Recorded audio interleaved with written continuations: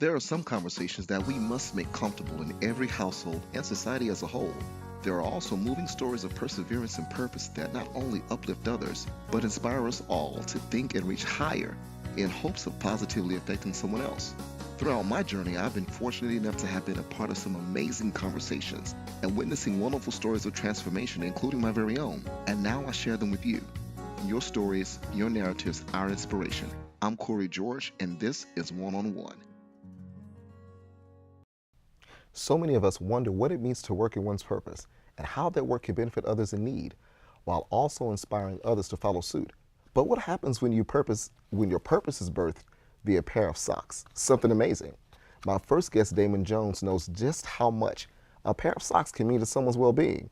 He is the founder and chief giver of S.O.C.K.S movement, an organization that gives socks and other essential items to our friends experiencing homelessness through direct street outreach. And so I want to thank you so much for taking the time to join me today. My pleasure to be So, here. so the first thing I want to talk about is our connection, because Yes, sir. it was funny because I was being nosy in Starbucks one day, and I overheard you having a conversation about something completely different. Yes.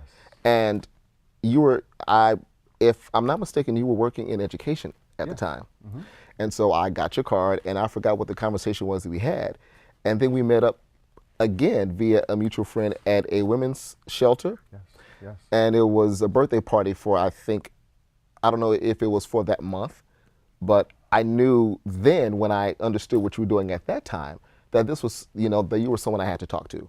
And so this show today is really about purpose and how working in your purpose also benefits others in your community. So the first thing I'd like to ask you is, what is S.O.C.K.S movement? What is S.O.C.K.S movement? Well, we are a nonprofit. We're a 501c3. But I think more importantly, we are an organization that exists to serve the Most High, to serve God. And we do that by demonstrating love to others. And that's our objective. Our objective, really simply, is to demonstrate God's love by giving socks and other essential items to people, because we learn how valuable socks are, Right. And how much the need is. And so we're just trying to fill a gap and hopefully just do good service.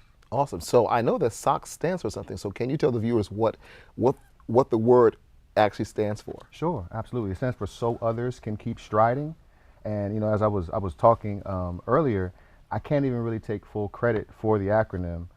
It's just something that just kind of came to me divinely, and so this is really kind of like, I feel like it's my mission, my purpose, to just really live this out the best way that I can. So the interesting thing about this, and when I talk to people about purpose, is that purpose doesn't have to be something so outstanding that it knocks people over the head. You went with a pair of socks to birth your purpose, right? So was there a certain reason why you picked socks as the movement, meaning that's the main thing that people would come to know of your work? No, I actually, full transparency, I didn't pick anything. I was volunteering at a local church, and they Okay. turned their church into a shelter.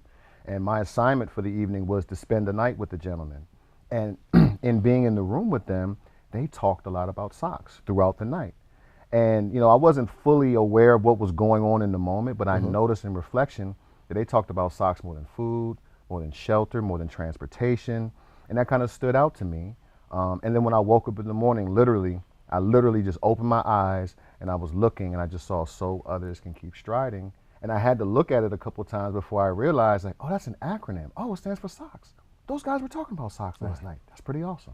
So do you feel that you being able to actually recognize this, do you feel that was the moment that you understood how your purpose can be birthed through that movement, at least that movement that you're working through right now?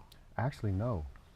At the time, I was working on what I was working on when we met at the Starbucks. Right. I was working on my education nonprofit project, and I was very focused on that. I had left my job not long before that to focus on that. So literally, I saw the acronym in the sky, kind of, sorta, and was like, that is really awesome. And then I just kept it moving.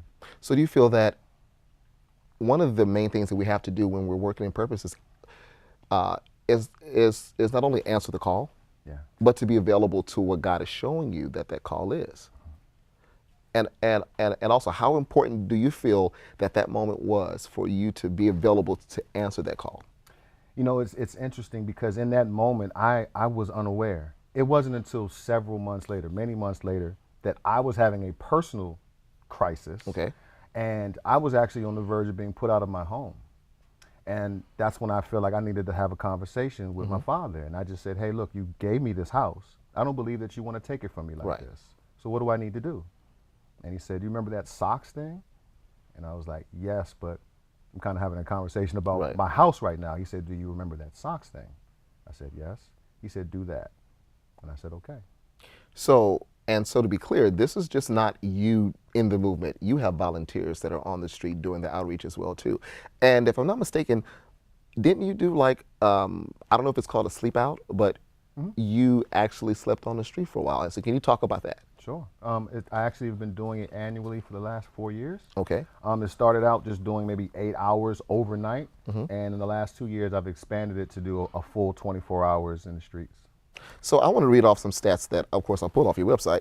So up to date, you through, well, not just you, but you and your volunteers through S.O.C.S movement, you guys have given out 20,000 pairs of socks and other hygiene items, 1,000 meals prepared, and through your network of other, I don't know what you call them, what the sockers. You guys have a network that extends in areas such as, let's read here, Birmingham, Alabama, Charlotte, North Carolina, Baltimore, Alexandria, Philadelphia, Atlanta, Dallas, Los Angeles, and Oakland. So how would you describe how would you describe the power of what you're doing and being able to not just fulfill your purpose, but as I said in the intro, inspiring others to follow suit? How does that make you feel that the call that you answered has been extended throughout pretty much the whole country? You know, I must say I haven't taken a lot of time to sit and reflect on that, but just hearing you say that, it's a pretty awesome and humbling thing. And that's the kind of way I look at it. Anytime somebody reaches out and says, hey, I saw you or your website or your mission somewhere and I was inspired to give, I'm just kind of taken aback and just honored. And I just want to partner with whoever can help us spread this good message. What do you get out of doing it? Meaning, when you hand this stuff off to the people who you serve, what does it do for you? Wow. I am consistently just, again, honored and humbled at the fortitude and the graciousness of the people that we serve. You know, I'm out in the streets and I might tap somebody on the shoulder to wake them up who just slept on the bench overnight, and they'll wake up with a smile on their face. And, you know, I have people praying for me and blessing me and hugging on me and just saying all of this positive stuff to me. And I'm always out there like, man, I'm out here trying to make your day better, but you're doing that for me. So it's always just really awe-inspiring. So, and also on the website, I noticed that when you talk about the homeless population, you call them homeless friends. And I feel like that's such a powerful statement when you acknowledge people in such a positive way. Is that intentional when you address them as homeless friends, and why? Yes, sir.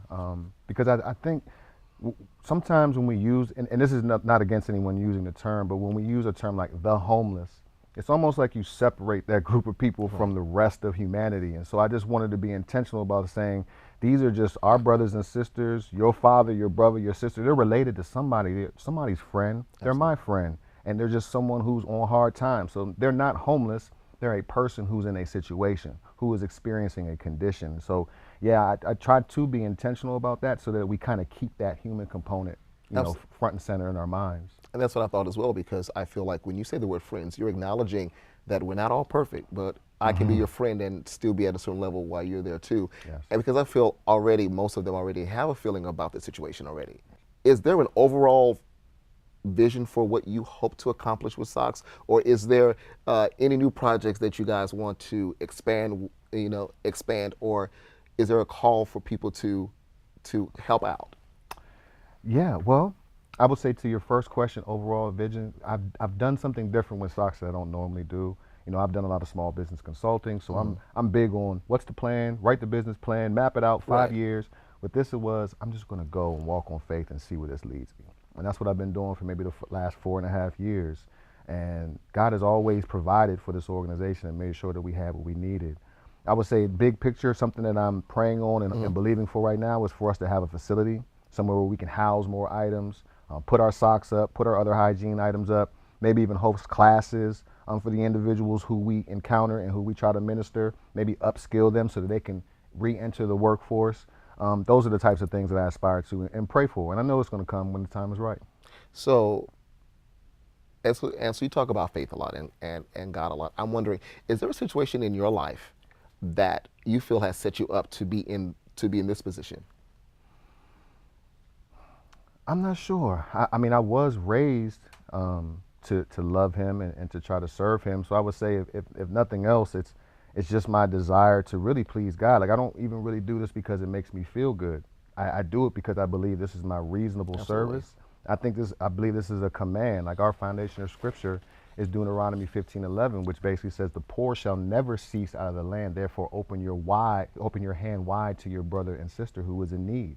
So for me, I take that as this is something I'm supposed to do, and so hopefully I'm doing it in a way that's pleasing. Awesome. And I had to actually think about why I was so drawn to your cause, because I've known of this for at least a couple of years, and I had told you, I said, when I have the opportunity, I'm going to talk to you about it in this forum. But I remembered, and I spoke of this maybe two weeks ago. I was in a population where we had meager means. And so we were that family during the holidays, and I didn't understand it, being so small. Every holiday we received a box, and it was from a local church. The box would have things for Thanksgiving. The box would have those essentials. I didn't realize that it was because we were what they would call poor. I want to say thank you for doing what you do, because I think that you answer that call and you give people not only a means of survival, but you let them know that you pay attention and that you cared enough to pay attention. So I want to ask you, but to wrap this up, what do you think that you want people to take away from your movement? Everyone can give, and like you alluded to earlier, you don't have to have a ton of money. Right. If you have a heart to give, it can be as easy as if someone even asks you for change and you don't have it. You say, "I don't have it, but I can talk to you for a minute. Is there something I can do for you? Right. Can I pray for you?" That type of thing. So even if you don't have the money, chances are you have the time. Right. You can devote 30 minutes, an hour, just to come out with us or another organization like us and just give of your time. So I hope it reminds people that everyone can give and everyone can impact their community. You don't have to be anyone special. You don't have to have an organization, just a heart to do so. Awesome. Coming up next, we're actually going to sit here and talk in detail about purpose, and hopefully help you define what purpose is, and also talk about how purpose can not only feed your life, but also feed those whom you serve in that purpose. And so stay tuned for more of One-on-One with Cory George. Yo, anybody want to talk to a brother?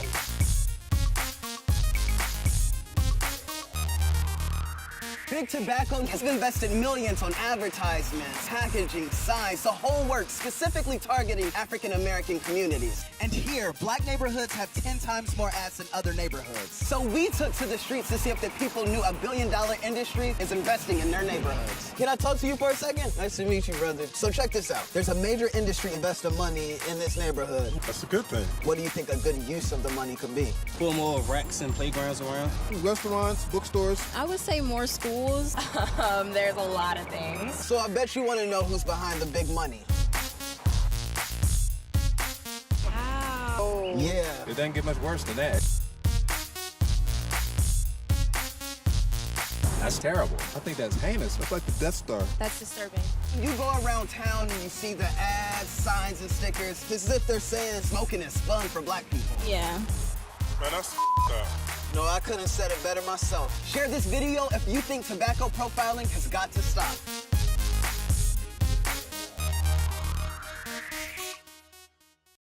And we're back, and if you're just tuning in, we're talking about purpose, and hopefully help some of you out there define your purpose, but also talk about what purpose means to one who is also fulfilling it.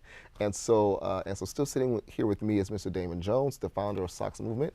And so what I wanted to keep talking about, because you hit on quite a few things in the first segment about your purpose and how it's tied to your connection back to God. I want to ask you, if someone out there did not understand what purpose is or how to define it, how would you define purpose for that person? I would say I've thought a lot about this. I believe our purpose really is to be in service to one another. And I think that looks differently for everyone. We all have our different skills, our different talents. And I think what we're supposed to do is maybe take some time to reflect and figure out what we're good at and then use that as our vehicle to help others. So you said, well, you mentioned that the work you do shows love. So do you feel that purpose has a direct tie to a love expression? I would say yes. Yes, I believe so. I believe you have to love someone to some degree, to look beyond yourself and what you need and what you want, to be in contribution to what they need and what they want. And so the way that I define purpose, because I had the same question too, and what I came up with, and this actually works for me at all times, is that my purpose should illustrate God's presence in my life, Yes. and confirm to you that God works in your life. Yes. And you mentioned passion, and we talked off camera, and I was mentioning that once you discover passion, you have a direct way to feed your purpose. It's like a musician. If your passion is playing the piano, your purpose may be to incite positive moods through your playing. Absolutely. If you're a speaker, what are you speaking about? What is the intent? And I also feel that purpose makes your life more intentional. That it's a clear thought of what you're trying to actually accomplish. And thirdly, I also feel that purpose helps you to rewrite what you consider being successful. Yes. So if I'm satisfied with my purpose and I can lay my head down and say, God, I think I've done what you wanted me to do today. To me, that's more of a sign of personal success as opposed to an achievement. Absolutely. Because an achievement can be taken off your record. But a personal success, that's something that not only someone else is affected by, but something that you carry your whole life. So I want to ask you, the other question is, how difficult was it for you to discover that purpose once it was revealed? How difficult was it for you to answer the call and then start moving in that call? You know, it's interesting. I find that as I mature, I'm gonna put that in quotes, as I get older, whatever, I learn more and more about what my purpose is. You know, I feel like the first time I really stumbled across purpose is when I started teaching in the classroom, and that was my first real experience with, I guess, that intersection of passion and giving back. Right. So sitting here, talking about this and talking about S.O.C.S movement, what would you say to the person, let's say, who is a little older, who has yet to actually discover their purpose? What advice would you give them? I think one of the most important things someone could do is just find a quiet place, free of distractions, and just be quiet and just allow for God to speak to you. A lot of times we talk about prayer, and prayer is usually just us just kind of talking. It's like a one-way, it's like a monologue. And prayer is really a conversation. And so I think sometimes we just kind of have to remove some of the distractions, find that quiet place, and say, well, what do you want me to do? I know what I want to do, but what do you want me to do? And I think when we get to the point where we can push our desires to the side for just a little bit and allow for the Most High to say, hey, look, this is what I would like for you to do, and then for us to be obedient, I think those are two very essential pieces. So the word that came to me as you were talking was surrender. Yes. Is that absolutely. I think that some of us are afraid of surrendering because it feels like I'm letting go of what I want to own. Yes. I'm letting go of what my vision for my life was. Oftentimes when I talk to people who are saying, wow, you're doing your purpose work, but that's what I call it. How did you come to that? I said, I'm only responding to what tugged at my heart. So if I want to have a show like this, I'm talking about this, it tugged at me. I'm answering the tug. I think we all have causes or things that tug at us more than other things. Yes. Well, what that is telling you is that that's where you should focus your purpose work. Yeah. I also believe that there is something that you should believe in higher than yourself. And once you surrender to that call, it answers a lot of questions that you could have never answered by yourself. Agreed. So so talking about that, how has living in purpose, not just with S.O.C.S movement, but just as a whole, how has it enhanced your life? It's enhanced. There's a sense of fulfillment when you're just doing what you believe that you were designed to do. You know, there's a sense of peace that even if the salary you're getting paid is maybe not what you wanted, want it to be, or maybe if the location you're working maybe isn't where you want to be. If at the end of the day you can kind of reflect and say, you know what, I did what I was supposed to do today, and I believe, in my case, I believe that I made the Father proud. There's not too many things better than that. Well, but I'm glad you brought that up because so many people are looking for a purpose to change their life completely. And you said something very, very interesting that I point out to people who I've coached and who I've mentored and talked to, is that you may go to that crummy job in the part of town that you really don't find favorable. But if you balance that with purpose work and your passion, it brings the balance that you can actually do that thing the next day. So purpose doesn't always have to be monetary. And I think sometimes we get stuck in the thing of purpose has to make me some money. But purpose can also bring you value to your life that job can't do, that sometimes that bad relationship can't do. But if there's balance in your life, and I don't care if you do it 1 hour a week, that's 1 hour a week that you can have that fulfillment that can carry you through the rest of the week. So I think it's very important that people understand that not everyone is fortunate to do what they love to do and get paid for it. Yeah, you know, and to that point, I think that a lot of times purpose makes things a little bit more difficult. It makes things challenging. And I think that's maybe sometimes what will cause people to be a little averse to pursuing their purpose. It's a sacrifice. It is a sacrifice to walk that path. And you were talking about that job that maybe we didn't want. What I thought about really quickly was King David before he was king. He was the youngest of all his brothers. He was the one that no one was really paying attention to. When the prophet came to the house, his dad lined up all his brothers and left him in the field to tend to the sheep. But the beautiful thing about it is everything that David learned tending to the sheep, that's what he needed. Those skills are what he used to be a king over Israel when he was appointed. So even that crummy job or that position maybe that we don't want to be in at the time, he's preparing us for something greater. And so a lot of times it's our responsibility to say, okay, in the natural, I don't really want to be here, but what am I supposed to learn while I'm here so that when it's time for me to level up, I have all the skills and the equipment that I need to be successful when I'm walking fully in my purpose. Absolutely, because I actually said this statement maybe last week to somebody because they asked me, why do I do what I do? I said, I wasn't put here to just suffer and die. I also wasn't put here to suffer, gain something, lose it, and die. I want to know what mark I leave because I don't know what the afterlife looks like.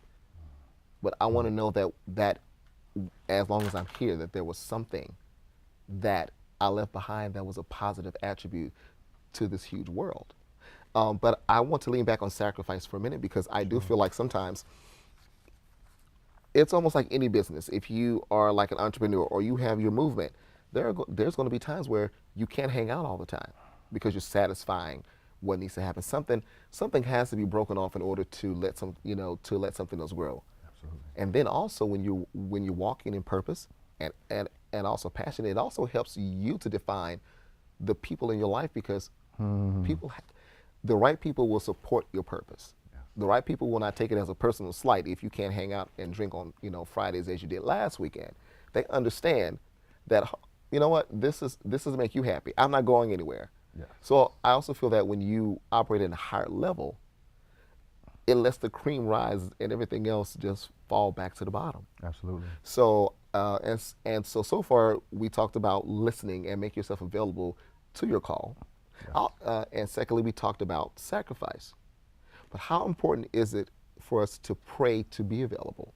Because sometimes we're praying for something to change. Mm-hmm. We're praying for a hard time to be fixed. Mm-hmm. But are we praying for understanding? Are we praying for clarity?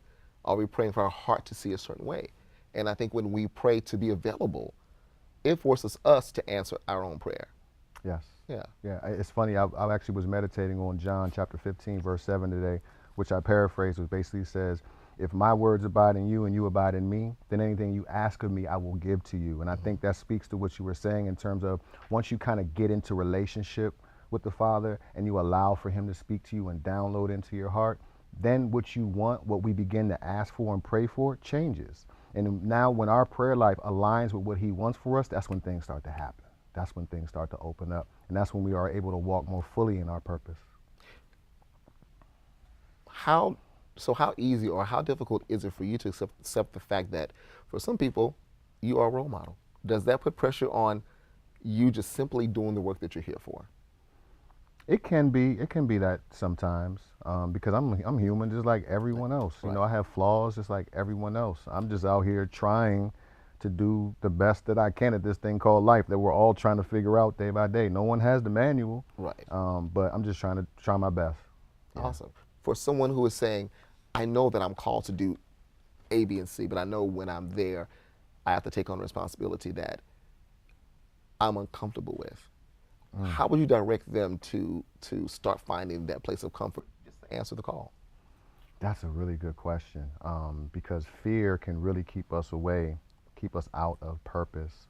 I would say if someone has gotten to the point where they maybe realize what they're supposed to do, but they're having some trepidation, I would seek out someone that they know, or maybe even if they don't know, but just someone that they know that's doing it, and maybe connect with that person, and maybe reach out to them and say, can you mentor me? Can you help me to get to where you are?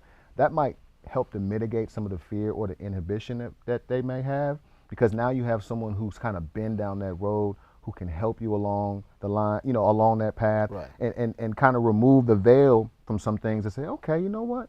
I can do that. You did that, I can do that. So I would say maybe seeking out a mentor or finding a support group. Like some people were in mastermind groups, Right. and they have, other people who are doing amazing things, and they join themselves with those people, and everyone's kind of pouring into one another. So, the folks that you have around you, I think are very important, is very important when you're on that path and trying to like break through. Awesome. Well, listen, I think that you gave some powerful advice and some great words of some great words of notice for those who are watching and who are still struggling with pulling it all together, and they may have pieces and may know, but what's my next move? So again, I want you to tell people how they can find out more about you, how they can find out more about S.O.C.S movement and follow you, because I know you're also on YouTube as well. So tell the viewers how they can follow you. Sure. We are online at socsmovement.org. That's our website. We have a YouTube channel. I think our handle is S.O.C.S Movement as well. We're on Instagram, Facebook, Twitter at S.O.C.S Movement. And if anyone wants to reach out to me, they can also email me at socsmovement@gmail.com. Awesome.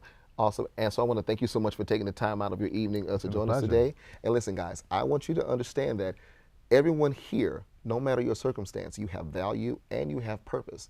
And once you unlock that purpose, that increases your personal value, and that's what we see when you walk into a room. And if you want to find out more about us, just follow us on the gram at One on One with Cory George, or follow me on Twitter at Cory George Speaks. And until next time, take care of yourself like you'd want me to take care of you. Bye.